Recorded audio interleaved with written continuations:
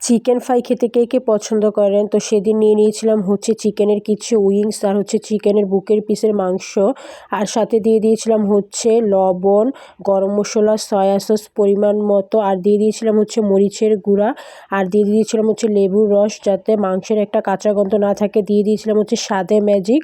আর আমার ঘরে যেহেতু সস ছিল তাই মিনি প্যাক 2 প্যাকেট সস দিয়ে নিয়েছিলাম। দিয়ে দিয়েছিলাম আদা, রসুন, আর সাথে দিয়ে নিয়েছিলাম হচ্ছে একটা ডিম ফেটে নিয়ে আমি এটাকে খুব সুন্দরভাবে আস্তে আস্তে মিশিয়ে এটাকে এখন খুব সুন্দরভাবে মাখিয়ে আধা ঘন্টা মেরিনেট করে রাখবো যাতে অনেক বেশি মজা লাগে।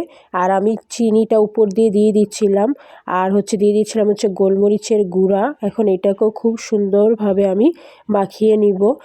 এখন আমি এটাকে কোটিং করার জন্য নিয়ে নিব হচ্ছে ময়দা আর কর্নফ্লাওয়ার, মরিচের গুঁড়া, হচ্ছে লবণ, গরম মশলা, আর হচ্ছে এগুলো দিয়ে এখন সুন্দরভাবে কোট করার জন্য মাংসটাকে আমি মেরিনেট করার থেকে একটা একটা করে একবার কোটিং করে আবার পানিতে ভিজিয়ে এরকম করে আমি 2 বারের মতো সবগুলো কোটিং করে নিয়েছি। তো এই কোডিং করতে অনেক বেশি আমার সময় লেগেছে, তাই আমি অফ ক্যামেরায় কিন্তু সবগুলো একটা একটা করে কোডিং করে নিয়েছি। এই কোডিংটা যে যতবার করতে পারবে ততই কিন্তু এই চিকেন ফ্রাইটা ক্রিস্পি আর সফট হবে। চিকেন ফ্রাইয়ের কিন্তু আসল মজাই হচ্ছে এই কোডিং করাটা। এখন আমি এটাকে গরম গরম তেলে, ডুবা তেলে ভেজে নিব। এত বেশি মজা হয়েছিল, আপনারাও চাইলে কিন্তু চিকেন ফ্রাই ঘরে বসেই বানিয়ে খেতে পারবেন। এত বেশি মজা হয়, তো আমার বাসায় তো অনেক বেশি পছন্দ করেছে। আর দেখুন কত বেশি সুন্দর হয়েছে, উপরেরটা হয়েছে ক্রিসপি আর ভিতরেরটা হয়েছিল সফট। তো আমার এই তো চিকেন ফ্রাইগুলো ভাজা হয়ে গেছে। তো এই তো দেখুন কত বেশি সুন্দর হয়েছে দেখতে।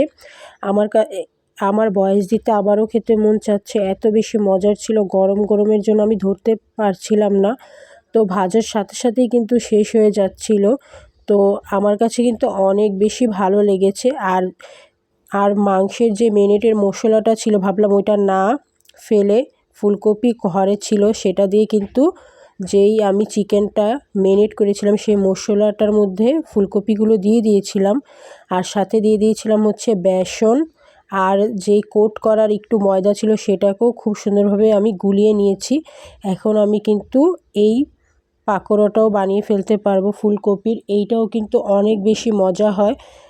আমাদের কিন্তু এখন শীতের সিজনে ফুলকপি অনেক বেশি পাওয়া যাচ্ছে, তো আমি এটাকেও খুব সুন্দরভাবে ভেজে নিচ্ছি। তো আজকে বিকালের নাস্তায় ফুলকপির পাকোড়া আর চিকেন ফ্রাইটাই ছিল। আমার এত বেশি ভালো লেগেছে।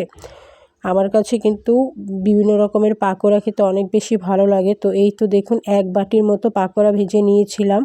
এখন এগুলোকে গরম গরম সস দিয়ে খাবো। অনেক বেশি মজা হয়েছিল। তো খেতে খেতে আপনাদের সাথে বিদায় নিচ্ছি।